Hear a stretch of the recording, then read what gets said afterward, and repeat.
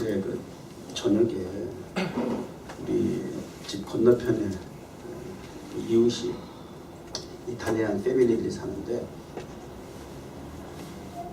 젊은 그 부부가 있어. 굉장히 일찍 결혼했어. 철딱선이 없을 때도 결혼해가지고 애 셋까지 낳고 지금 살고 있는데 그래봐야 아직도 20대인 것 같아. 얼마나 싸우는지 몰라. 자주 싸워.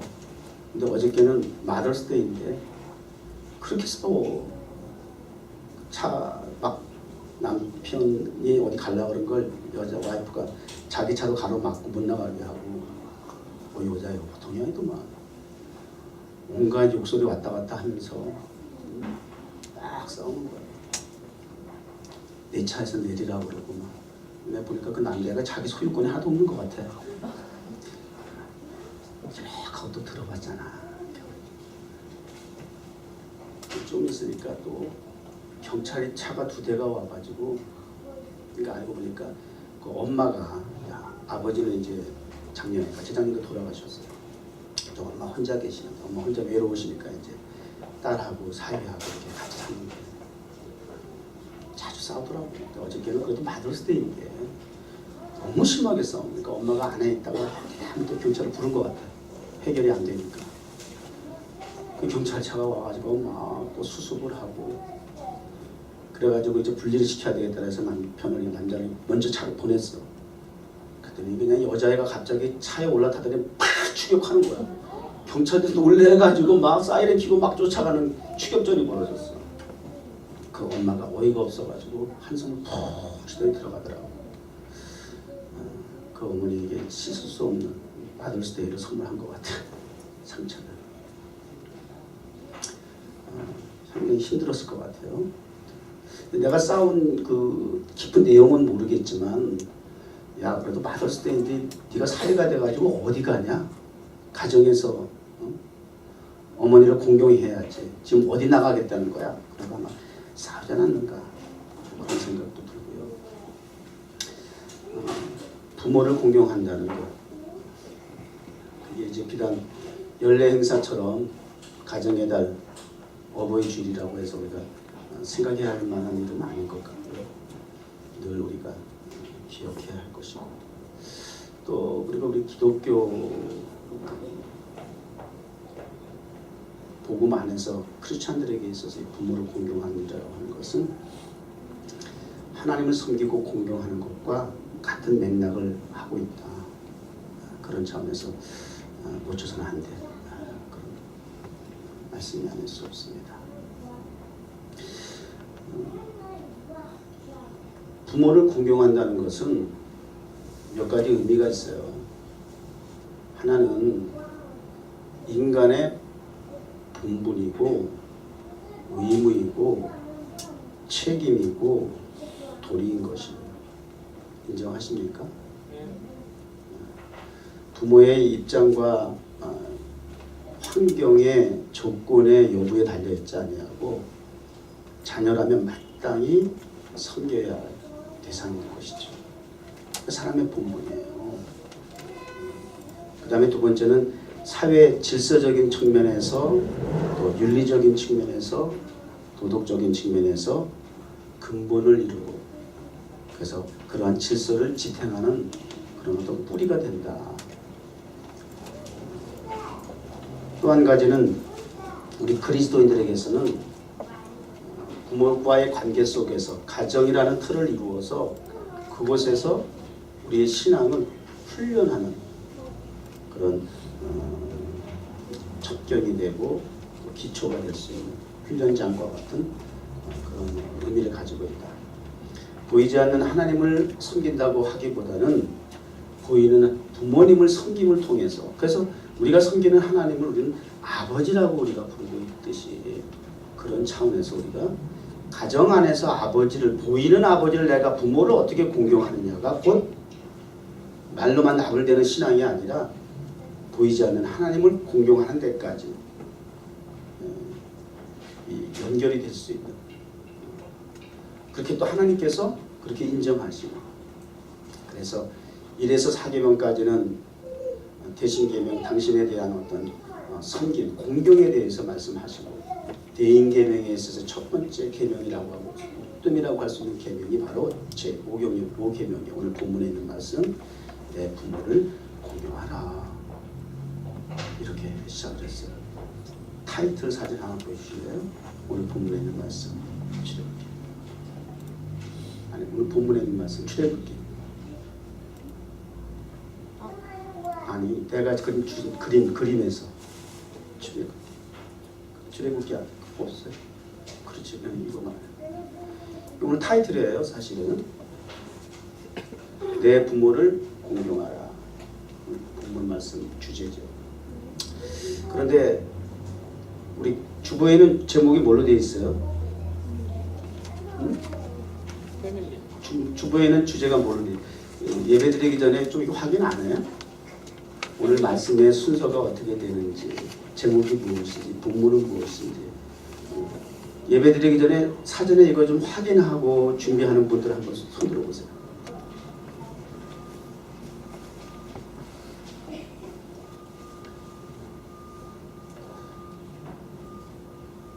준비하세요. 네, 준비하셔야지. 왜 그래야 하는지 부모를 공경한다는 것과 같은 의미를 가지고 있어요. 예배를 드리고 준비한다는 것은 제가 좀 이따 말씀드릴게요. 뭐라고 되어 있어요? 주제가 지금이라도 보세요.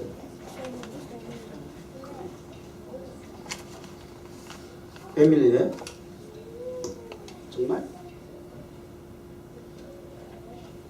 정말 패밀리에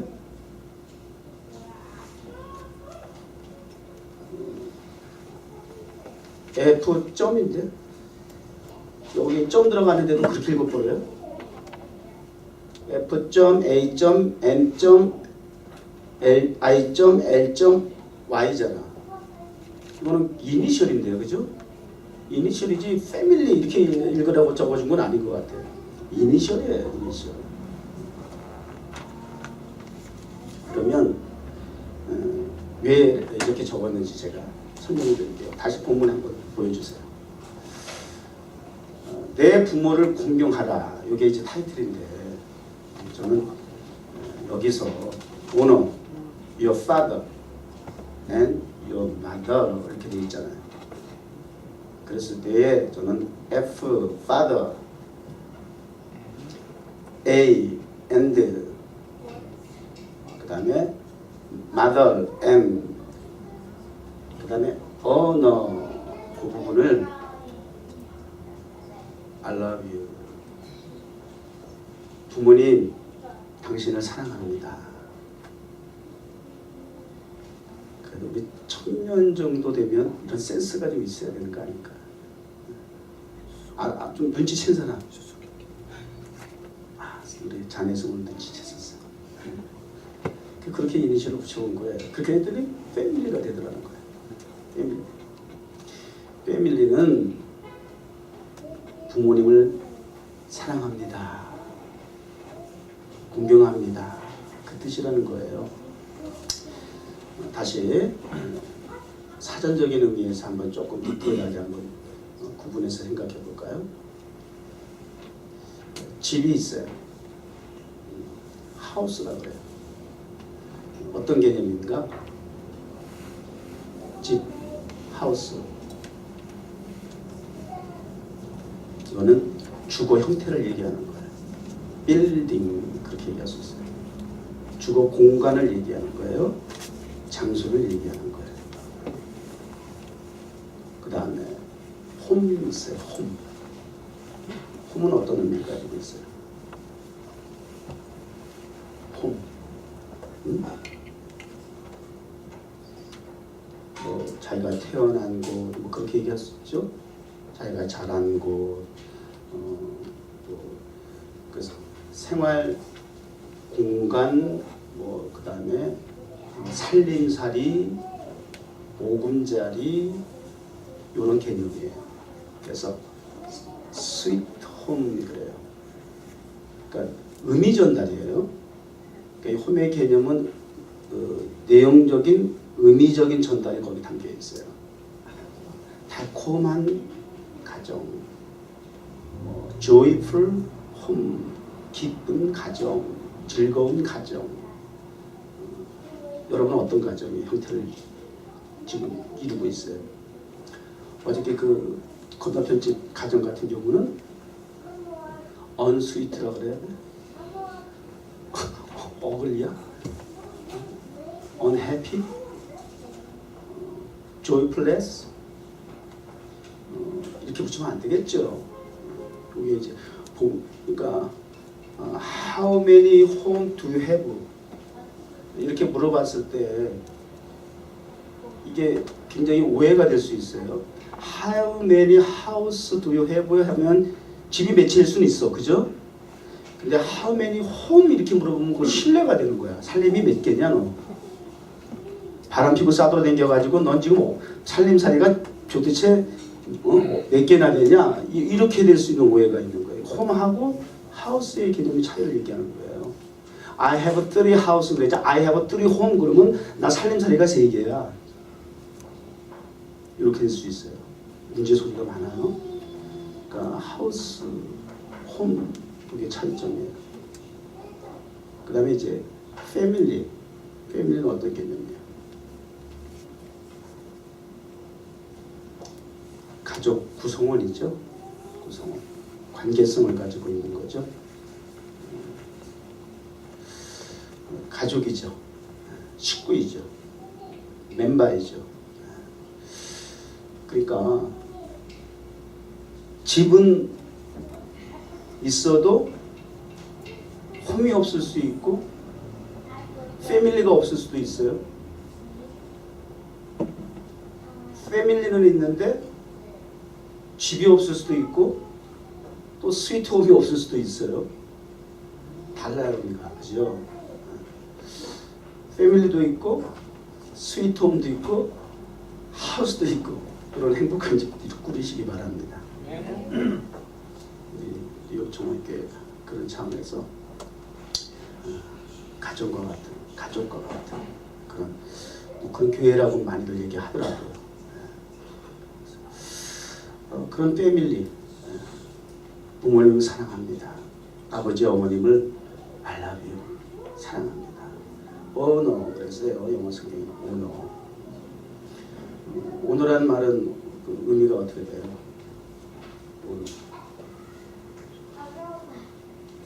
honor란 말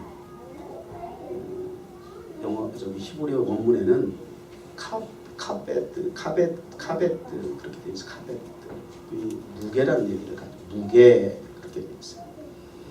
그러니까 공격이라는 말은 무게 중심인 거예요. 무게에 달린 거예요. 묵직한 거예요. 흔들릴 수 없는 거예요. 변할 수 없는 거예요. 그래서 존엄, 체면, 때로는 체면도 이게 무게감에 달린 거예요. 이 체면이 없다 그러면은 무게가 없다, 가볍다 그 말이잖아요. 체면이 있어야 돼요. 영광, 명예, 자존 뭐 이런 거예요. 이게 다 무게와 관련된 의미를 가지고 있어요. 무게가 떨어지면 이게 다 무너지는 거예요. 그러니까 부모는 무게가 있어야 돼. 가정을 지탱하기 위해서. 카베트, 언어, 무게가 있어야 돼. 중심이 돼야 돼요. 그래서 리더, 지도자는 이 무게가 없으면 리더십을 발휘할 수가 없어요. 가정이든 사회든 교회든 단체든 중심이기 때문에 밸런스를 맞추기 위해서는 무게를 잡아줘야 돼요. 그래서 이 무게를 가지고 그러니까 부모를 공경한다라고 하는 것은 부모에 대한 무게치를 두는 거예요. 그분에 대해서 존엄을 지켜주고 그분의 명예를 지켜주고 그분의 체면을 지켜줄 수 있는 그런 역할을 감당하는 거죠. 그래서 우리 성경에 보면 이런 말씀이 있어요. 신명기 27장 16절 거기 있나요? 신명기 27장 16절. 네. 여기 이런 말씀이 있어요. 부모를 공경하는 데 있어서 같은 맥락에서 보세요. 부모를 경홀히 여기는 자는 요건 이제 디스오너. 반대말이죠. 부모를 공경하는 거의 반대말은 경홀히 여기다. 디스오너. 그러니까 경홀이라는 말은 무슨 뜻이에요? 가볍게 여기다는 말이에요. 가볍게 여기다. 우습게 여기다. 쉽게 여기다. 응? 마음대로 여기다. 들었다 놨다 할 수 있는 거야. 자기 마음대로.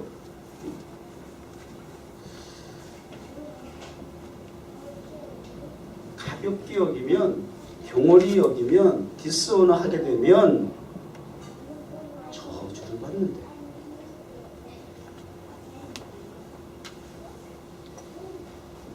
지도자에 대해서, 부모에 대해서, 하나님에 대해서 우리가 공경하는 자세는 무게를 두고 가치를 두고 존경할 수 있는, 중심으로 높여드릴 수 있는 그런 의미를 가지고 있다는 걸 가르쳐주고 있죠. 성경 굉장히 강력하게 제재를 해요. 징계를 해요. 왜요? 또 말씀드리지만 이게 하나님하고 같이 가는 것이야. 그래서 그 디모데전 신명기 6장 5절 거기는 이렇게 이제 하나님을 공경하는 것에 대해서 이렇게 표현을 하고 있어요. 너희는 마음을 다하고 뜻을 다하고 힘을 다하여 마음, 뜻, 힘, 전심전력이죠. 무게를 어떻게 동원해서 공경을 하느냐, 섬기느냐, 사랑을 하느냐, 존경을 하느냐, 높여드리느냐, 몸과 뜻과 정성과 힘과 전심전력을 다하여 예외가 없이 그렇게 수고와 정성, 안과 밖으로 드러난 것과 보이지 않는 것과 총체적으로 그렇게 섬기는 것이어야 한다. 공경하는 것이어야 한다. 그것이 하나님과 부모를 같은 대등한 위치에서 말씀하세요. 그러니까 우리가 하나님 앞에 예배드리는 날, 예배드리는 준비가, 제가 예배 준비를 어떻게 하며 아까 본문이 무엇인지 성경 주제가 무엇인지 이렇게 주보도 이렇게 보고 준비해서 참여한다라고 하는 얘기는 이런 자세가 되어야 된다는 까닭을 말씀드리는 거예요. 어떻게 몸과 마음과 뜻과 정성을 다해서 지금 하나님을 섬기는 자리이십니까? 가정에서도 부모를 그렇게 공경하세요. 그런 무게감을 가지고.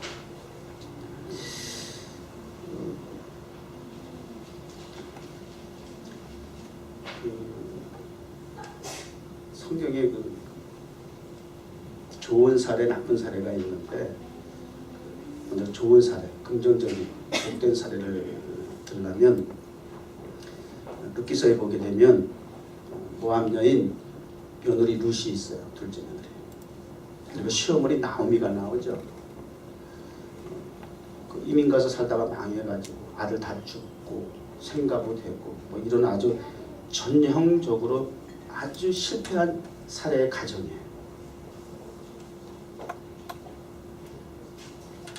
젊은 나이에 남편들이 다 죽었으니까 시어머니 입장에서 나 이제 홈타운에 돌아갈래. 너희들이 여기서 각자 알아서 새 출발을 해라. 그렇게 이제 배려를 했어요. 그래서 이제 큰 며느리 그렇게 이제 떠났고 둘째 며느리 룻은 뭐라 그래요? 그런 시어머니에게 참 요즘 좀처럼 볼 수 없는 정말 좋은 며느리죠.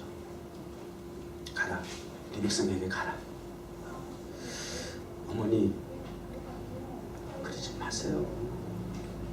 이제 이후로는 어머니가 가는 곳에 저도 갑니다. 어머니가 유숙하는 곳에 머무는 곳에 저도 있을 거예요. 따라서 어머니의 백성이 왜 남의 백성이 제 백성입니다. 어머님의 섬기는 하나님이요? 저희자 그 하나님 나의 하나님입니다. 감동이죠.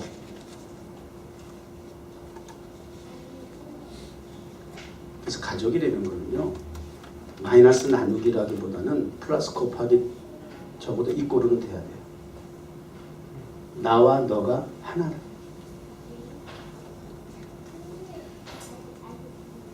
그런 공동체가 됐으면 좋겠어요. 우리 아까도 기도하셨을 때는요, 우리 한 목사 찬양이도 하다가 우리 크리스천들에게는 아버지가 좀 많아. 아까 한 목사님이 됐나? 아버지가 좀 복잡해. 족보가 어떤 아버지가 있어요? 어떤 아버지? 하나님이 아버지세요? 하나님이 여러분 아버지 맞으세요?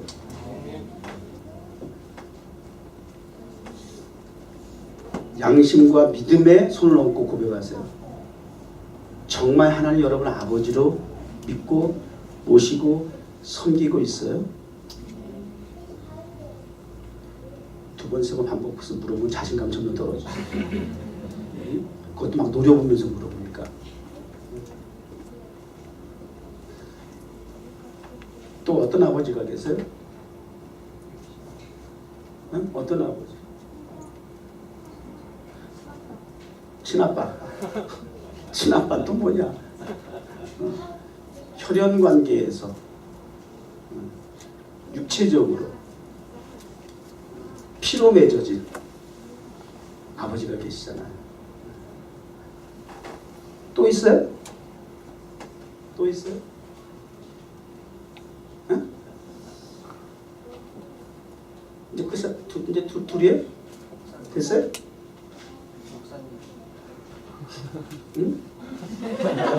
뭐라 그랬어? 뭐? 목사님이죠. 아, 목사님이 아버지라고? 자네 왜 웃었어? 나이 같지도 않은 소리 한다고 웃은 거야?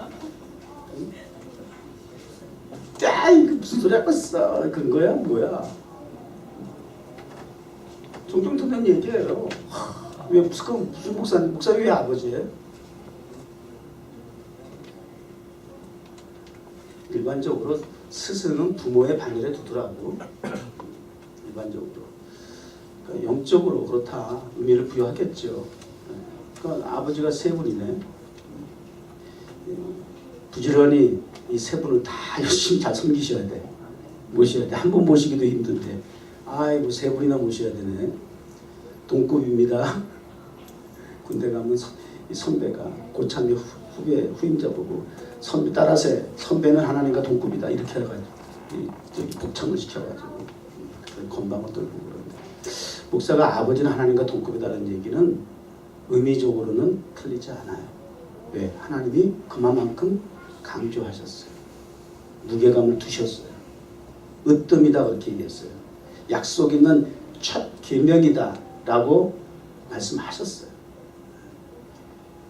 그래서 당신을 보이지 않는 당신을 섬기고 공경하는 것을 보이는 부모를 섬기는 걸 통해서 확인하겠다 이런 의미를 가지고 말씀하셨다는 거예요. 그 다음에 이제 뉴욕 정원교회 그런 차원에서 정원교회 여러분 뭐 부모는 목사님이다 이렇게 적용한다면 무리가 없는 거네요. 혹시 그 반감이 있는 사람, 불편한 사람 막 물어가면 안 되잖아요. 인격적으로 해야지. 뉴욕 정원교회 공동체. 그럼 다시 여러분은 우리는 패밀리입니까? 그것도 전제가 돼야 되겠다 진짜. 갑자기 내가 느닷없이 막 아버지다라고 막 부모 긍정해라 막 이러면 그 김일성, 김정은, 그 어린 김정은이가 지금 부상화 작업한다고 벌써 지금 그러고 앉았는데 북한 사람들 막 하는 거 봤죠? 오보이 막 그러면서 막 감격하고 막 그거 봤죠 그런 장면. 그게 어떻게 그게 가능한지 몰라도 그 오보이야. 그 사람들은 그 오보이 성경 자세히 보세요. 오보이 수령동이라고 하면서 이제 먼저 그러게 그게 제가 이제 아버지다 그렇게 이제 부모다라고 하는 인정이 되려면 전제가 돼야 돼. 가족이라는 틀이 형성이 돼야 되잖아. 가족이 없는 아버지가 어디 있어요? 그럼 여러분은 패밀리가 돼야 되잖아. 우리는 패밀리가 돼야 되잖아. 저 여러분은 패밀리입니까? 가족입니까?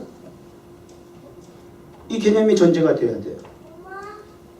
그래서 제가 아버지라고 제가 이제 그 다음에 얘기를 하죠. 어떻게? 맞습니까? 예수님에게 늘 사람들이 에워싸고 둘러싸여가지고 이렇게 참 접근이 불편할 정도로 늘 그렇게 인기인이었어. 스타야 스타. 거리의 스타. 그래서 사람들이 늘 구름대와 같이 인산인해를 이루었어요. 누가 그래요? 예수님, 선생님, 어머님이 오셨는데요. 어머님이 찾으시는데요. 형제들이 왔는데요. 우리 예수님 뭐라 하세요? 예수님 뭐라 하세요? 이런 부분은 여러분이 좀 반응해봐. 뭐라 그러세요? 누가 내 어머니고 형제냐? 오히려 이렇게 여쭤봤어요. 반문하세요. 누가 어머니고 내 형제냐? 내 가족이라고 하는 것은 나와 함께한 자다. 주님과 뜻을, 목적을, 가치관을, 의미를 더불어서 동행하고 먹고 마시며 보내신 아버지 하나님의 뜻을 이루는 자가 가족이다. 나와 함께하는 자. 즉 혈연 관계라 할지라도, 그렇다고 예수님이 자기 어머니가 가족이 아니라는 얘기는 아니고요. 혈연 관계라 할지라도 이러한 주님이 말씀하신 의미와 의도가 배제된, 즉 보내신 아버지 하나님의 뜻대로 더불어 함께 목적하고 살아가는 함께한 사람이 아닌 나누어진 분리된 사람이라고 하면 가족이라 할 수 없다는 거예요.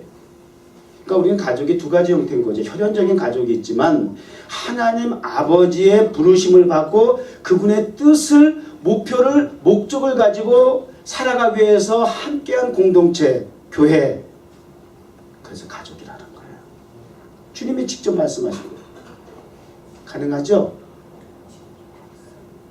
그 믿음의 공동. 그러니까 주님은, 하나님은 이 땅을 창조하시면서 두 가지 기능, 단체를 하나님은 직접 구성하시고 조직하셨어요. 세운 단체가 있어요. 공동체가 있어요. 그게 가정이라는 것과 교회예요. 같은 의미예요. 가정, 교회, 이꼬르예요. 그러세요? 그러니까 확실히 저와 여러분은 가족입니다. 굉장히 피곤해 하시고 이렇게 좀 지쳐 있는 분들이 몇 분 계셔요. 그럴 때 여러분이 좀 자극자가 되주시기 위해서 아멘 좀 크게 해봐. 졸다가 뒤집어지게. 아멘 하고 크게 해주세요. 깨우는 자 되세요. 같이 잠드는 자 되지 마세요. 같이 병들지 마세요. 깨우는 자가 되세요. 도전을 주는 자가 되세요. 끌려가는 자가 아니라 이끌어가는 자가 되세요. 좀 생기 발랄하길 바라요. 허리 멍텅하지 말고. 진아야, 앞으로 조금 더 웃으면서 해. 기타 좀. 네 소리 잘 나와. 뚱뚱뚱뚱뚱 잘 나와. 너무 예민하지 마. 굉장히 예민해서 치더라 아까 보니까. 실수할까 봐. 그러느라고 아주 얼굴이 거의 이 앞에 섰을 때는 연기 들어가야 돼.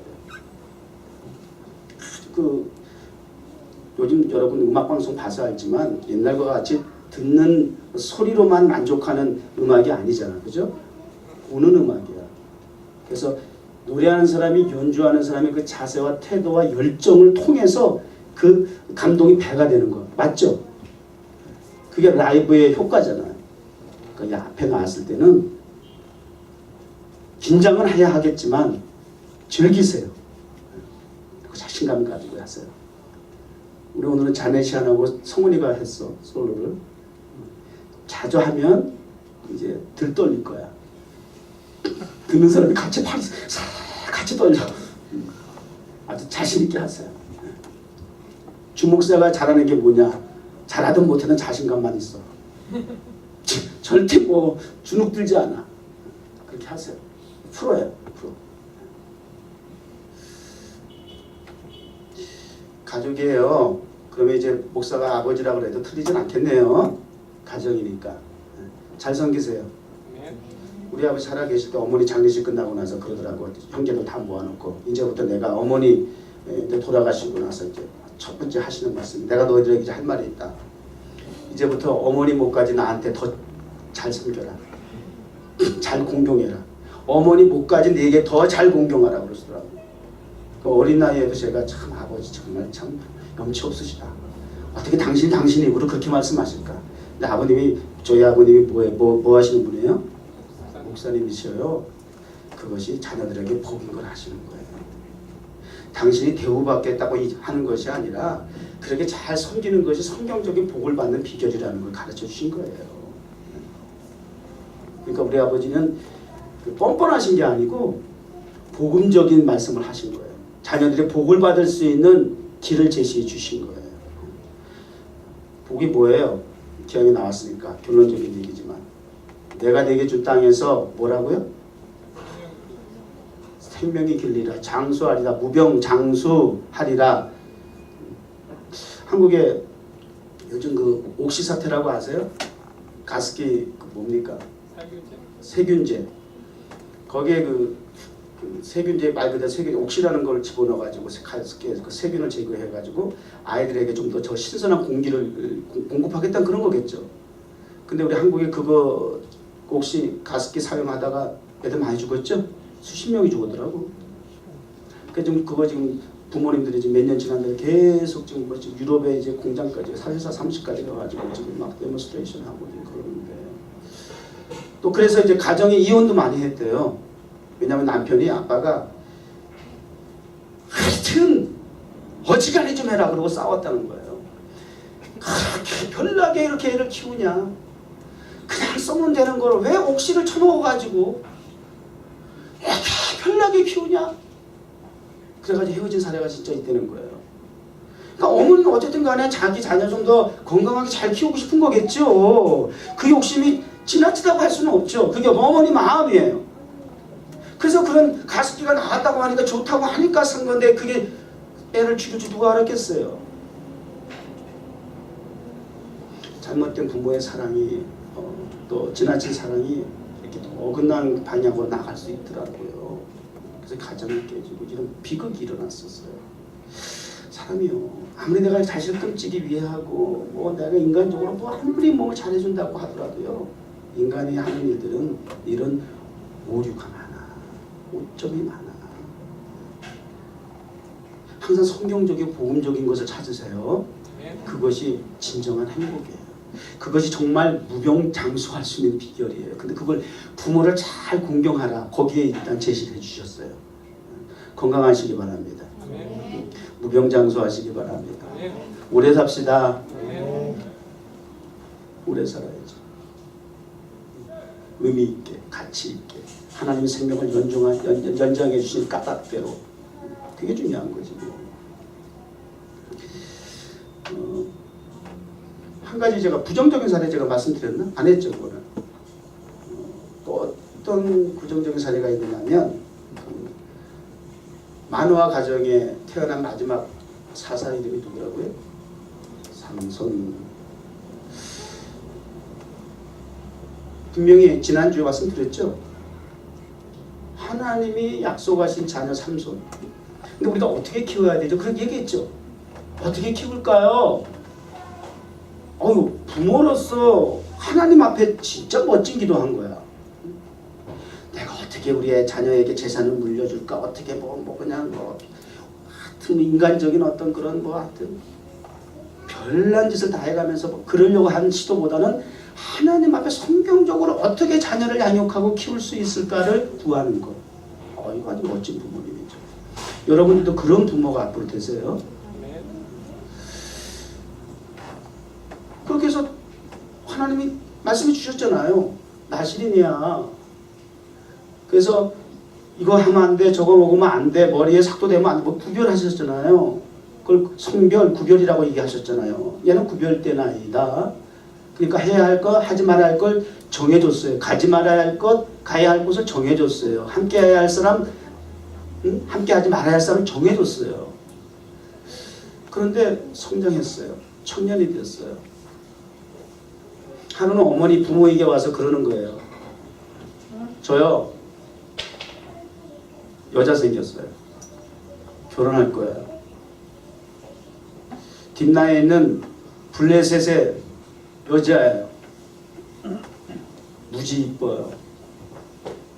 많은 남자들이 선망하고 있는 아주 미인이에요.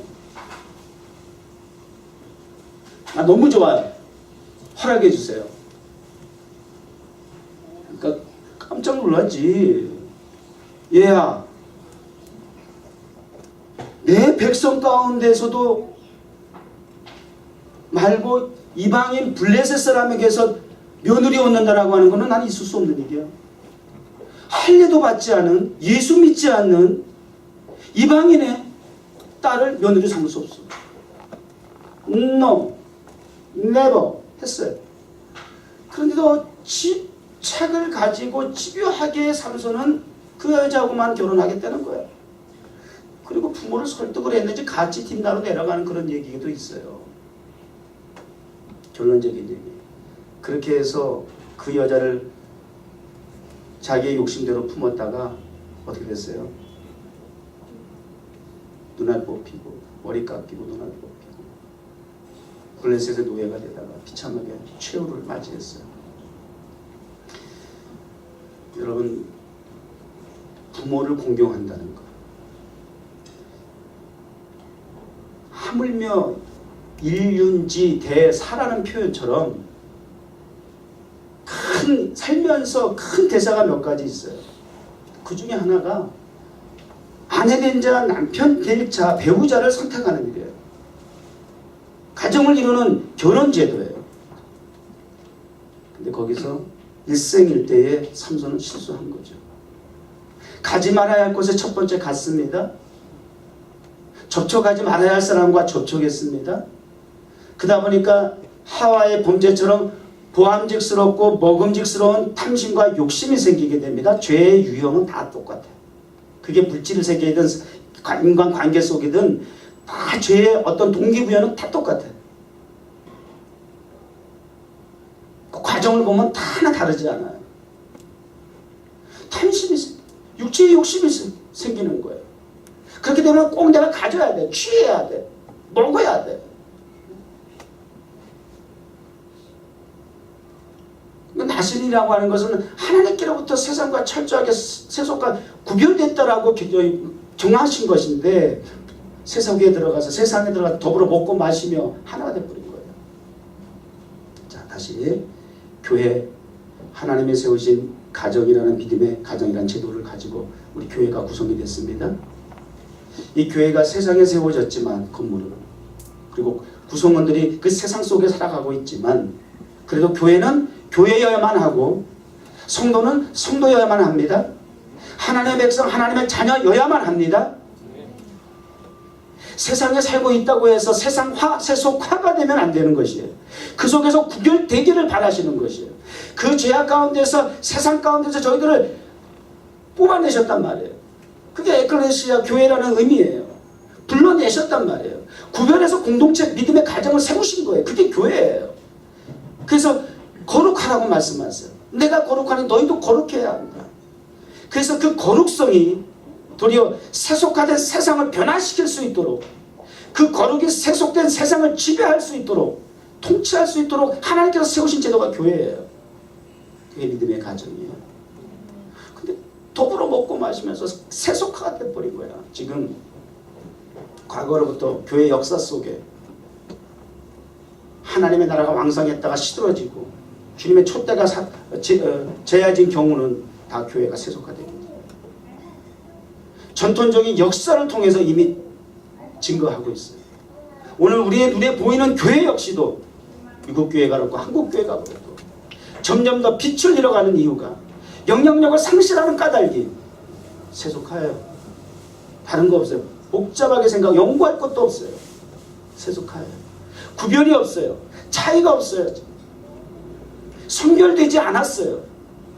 교회가 물질을 탐하고, 교회가 세상적인 영광을 추구하고, 교회가 세상적인 명예를 탐하면서 목사가 더 이상 목사가 되지 못하고 세속적인 명예,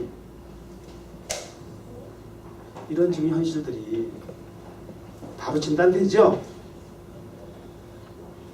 이런 부분들을 우리가 직시하고 성찰하고 회복해야 할 사명이 먼저 선행이 돼야 돼요. 전제가 돼야 그 다음에 세상을 변화시키는 것이. 세상을 거룩하게 이끌어가는 것이에요. 생육해라. 그래서 번성해라. 그래서 이 땅에 충만해라. 그래서 반드시 정복하고 다스려야 한다. 이것이 태초로부터 우리 인간에게, 하나님의 백성에게, 하나님의 세우신 가정의 제도하에 하나님이 주신 축복이에요. 5대 축복. 문화명령이라고 말씀하고, 지금도 그 문화명령은 유효한 거예요. 주님 오시는 그날까지 지켜야 할 본분이에요. 의무예요. 사명이에요. 선한 영향력, 거룩한 영향력을 미치기 위해서 하나님의 교회가 번성해야 하겠죠. 번성은 됐는데 영향력을 잃어버렸어요. 거룩성을 잃어버렸어요.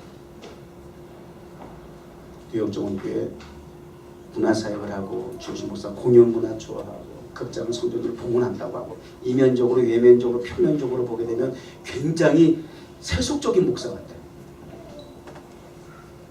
솔직히 그런 오해 있어요, 없어요? 아니 무슨 목사가 왜 극장에서 예배를 드려야 돼? 왜 무슨 공연을 해?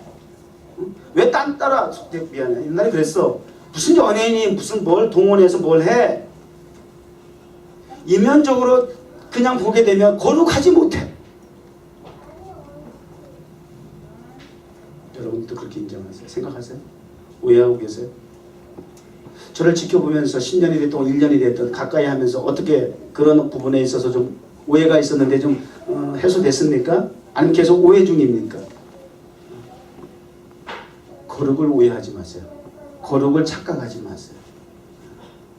주요신 목사는 본질의 목숨을 지키는 사람입니다.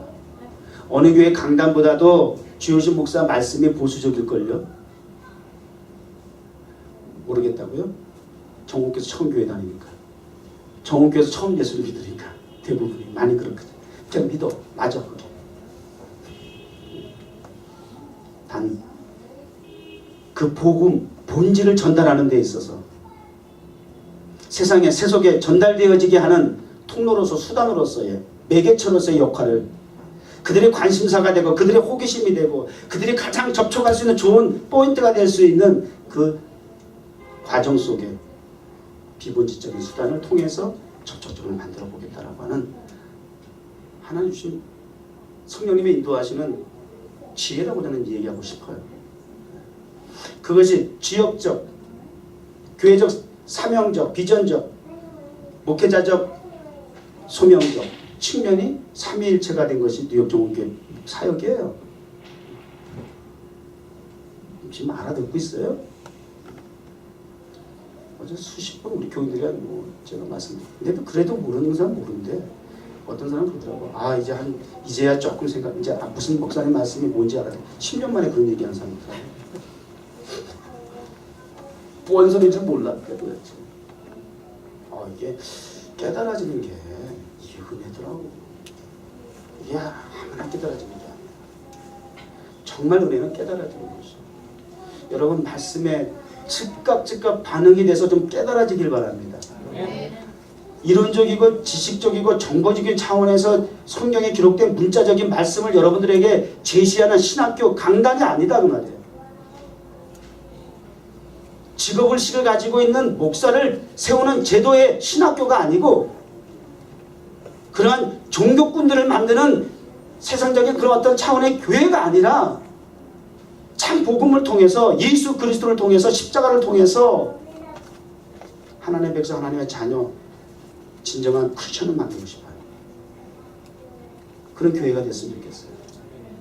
적어도 들락날락하는 손님과 같은 방문자들의 경우에는 복음이 전달되는 데까지만이 우리 사명이라고 한다 할지라도 우리 타임스퀘어 예배가 그런 의미를 가지고 있는 것처럼 그래도 성주일 변화산상에서 예배드리는 함께 장막 울타리 안에 제도 안에 목사로서 성도로서 함께하는 주님 말씀하신 것처럼 그런 가족이라고 하는 개념 속에서 교회가 된 저와 여러분들에게는 적어도 이끌어가는 영적인 아버지로서 부모로서의 영향력이 좀 미쳤으면 좋겠어요. 도대체 무슨 생각을 하고 계시고 무슨 이유로 무슨 까닭으로 어떤 목표를 가지고 어디로 인도하시려고 하시는 아버지의 심정인지를 알아줬으면 좋겠네요. 항상 멍 때리지 좀 말고 내가 제일 답답한 게 그거야. 표정에서 나와. 표정에서 사람 생기를 잃지 마세요. 안 그러면 에스겔 골짜기에 죽은 메마른 뼈들과 다를 게 뭐가 있어? 뭐가 있어? 야. 내가 흥분하면 나 이렇게 말이 좀 안 나와. 하다못해 메마른 뼈도 흙먼지 날리는 그 메마른 뼈들도 주님이 말씀하니까 생기가 들어가고 군대가 되던데 메마른 뼈 정도는 아니잖아. 말씀이 들어가면 성령이 공급하는 생기를 통해서 하나님의 사람이 돼야지. 10년이 돼도 이제 알아들었다고 그런 얘기 하지 마. 즉시 알아듣길 바라요. 깨닫길 바라요. 하나님의 군사로서 나아갈 수 있기를 바랍니다.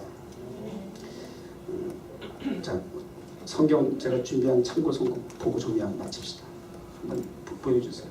지난주에도 잠깐 말씀드렸습니다만, 자녀들아 주 안에서 너희 부모에게 순종하라. 이것이 옳으니라. 에베소 1장에 있는 말씀이죠. 내 아버지와 어머니를 공경하라. 이것은 약속인 첫 길. 이로써 내가 자대로 다니면서 장수하리라. 하는 말씀입니다. 또 보여주세요. 내 부모를 즐겁게 하며 너를 낳은 어머니를 기쁘게 하라. 공경이라는 것은 즐겁게 하고 기쁘게 하는 거예요. 즐겁게 하고 기쁘게 하는 거예요. 여러분 목회하는 목사를 적어도 정말 아버지라고 생각한다면 좀 즐겁게 해주실래요? 기쁘게. 내가 즐겁게 해주고 기쁘게 해주는 게 어떻게 하는 거예요? 그분의 마음을 아는 게 먼저 중요해요. 사실. 그렇죠? 그분이 어떻게 하면 즐거워할 수 있을까? 기뻐할 수 있을까? 그분의 마음을 아는 게 중요하죠. 헛다리 긁으면 안 되죠. 등골이 긁고 간지러운데 자꾸 허벅지 긁으면 되겠어요? 그러니까 정확하게 그분의 의도를 아는 게 중요해요. 기쁘게 하는 게 무엇인지. 주목사가 가장 기뻐하는 게 뭐라고 생각해? 물어봅시다. 실질적으로. 적어도 여러분 저를 오늘 주영이가 되다 보니까 주영이가 끝까지 책임져. 그럼 아버지라는 네가? 그러면 아버지 목사님이 그러면 즐겁고 기뻐할 일이 뭐라고 생각하니? 아들아.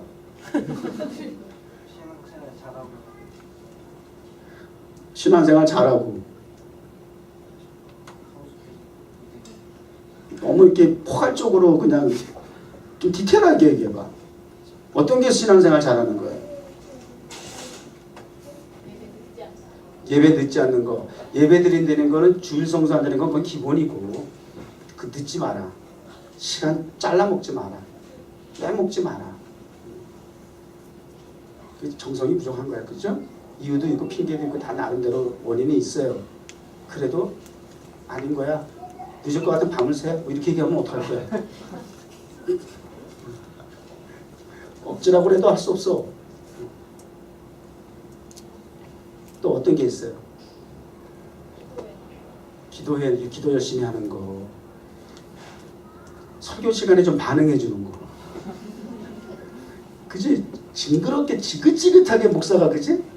그렇게 가르치고 얘기를 했는데도 참 힘들잖아. 좀 반응해 주고 하는 거. 기뻐하는 거. 너무 많이 생각하지 마세요. 제가 뭐 던킨커피 좋아한다고 우리 애까지 던킨커피 줬네. 지난번 신방 갔더니 또 세리가 던킨카드 주더니 아주 제 선물은 이 단골이야. 던킨이 던킨커피 눈만 뜨면 난 던킨커피 먹으니까 그 벌써 오랜 세월 동안에 아주 거의 중독되다시피 해서. 그래서 요즘은 좀 자제하고 좀 이렇게 좀 줄이려고 그래요. 좋아하는 거 맞아요. 기호를 딱 아는 거지. 가장 참고하는 것은 예배를 통해서 하나님을 기쁘시게 해드리는 것. 하나님을 기쁘시게 해드리는 것이 목사를 기쁘게 하는 것. 하나님은 또 그럴 거예요. 이 자식 됐네. 나 저한테 그럴 거예요. 자식 목사만 되게 잘했네. 이거 알고 있네 이거. 목사가 명예 가지고 말이야. 성도들한테 성김을 받으려고 막. 혹시라도 그런 목사가 있을는지 모르겠지만 하나님 볼 때 그래도 아직까지 변질이 안 됐네. 하나님이 기뻐하실 수 있는 예배자가 되세요. 그게 목사가 가장 기뻐하는 거예요. 그걸 가르쳐 드리는 거예요. 그걸 말씀을 통해서 뭐가 하나님 기뻐하시는 것인지. 그럼 하나님도 그러실 거예요. 얘들아, 여러분은 이렇게 반응을 하셔야지. 나를 기쁘게 하려면 앞에 있는 목사를 기쁘게 해라. 이렇게 또 하나님 또 말씀하실 수 있지 않을까요? 아멘. 아멘 해요 그때. 그래서 서로 이렇게 즐겁게 하고 기쁘게 할 수 있도록. 부모를 잘 공경할 수 있기를 바랍니다. 복잡하게 생각하실 필요 없어요. 무엇을 기쁘게 할 수 있을까? 이런 것들을 한번 연구해 보세요. 자, 그래서 자, 오늘 여기까지 오늘 말씀 정리했습니다. 자, 여호수아는 이스라엘 백성들에게 이렇게 마지막 최후 통촉과 같은 유언과 같은 말씀을 남겼어요. 오직 나와 내 집은 여호와만을 섬기겠노라. 이스라엘 백성들이 출애굽을 하고 약속의 땅에 들어가서 보금자리도 생기고 하우스도 생기고 패밀리도 생기고 모든 여건과 환경이 과거에 애굽에 있을 때보다 이제는 안전빵이 됐는데 안정을 이루었는데 원하는 바 약속이 성취되고 축복을 받았는데 그럼에도 불구하고 한눈을 팔고 하나님을 떠나서 이방을 섬기고 이방과 더불어서 세상과 더불어서 먹고 마시는 그러한 모습들을 보게 될 때에 나와 네 집만큼은 여호와 하나님만을 섬길 터인데 너희들도 결단해 라고 말씀하시는 것을 우리 기억합니다. 여러분의 가정이 여러분 대에서부터라도 아까 우리 어머님이 뭐죠? 찬송 읽어주시던 뭐 어머님의 무릎 위에 앉아서 그런 적 없는 사람 많지. 와닿지 않아 그런 가사는. 여러분들 내가 볼 때는 뭘 어머님이 언제 여러분에게 성경을 읽어줬어. 뭘 어머니 무릎팍에서 여러분이 저는 그랬어. 할머니 때부터. 이거 와닿지 팍팍. 근데 대부분 내가 볼 때는 여러분은 아니야. 참 힘들겠다 그랬어요. 가슴이 와닿지 않겠다 분이 불러도. 여러분이 자녀들에게 그렇게 영향을 미치세요. 그런 부모가 되세요. 그래서 여러분과 우리와 우리 가정은 평생 영원토록 여호와 하나님을 섬기는 복된 가정 되게 하셔서 하나님께서 예비하신 땅에서 생명이 길기를 주의 이름으로 축복합니다. 하나님 감사합니다. 연중 행사로서 드리는 절기로서의 부모님 섬기는 공경하는 주일로서 끝나는 것이 아니고 평생 하나님을 섬기듯이 부모를 같은 무게중심을 가지고 잘 섬길 수 있도록 Father and Mother, I love you 이것이 우리 가정의 공식이 되게 하시옵소서. 그 약속의 복을 다 받는 가정 이루게 하여 주옵소서. 예수님의 이름으로 기도드립니다. 아멘.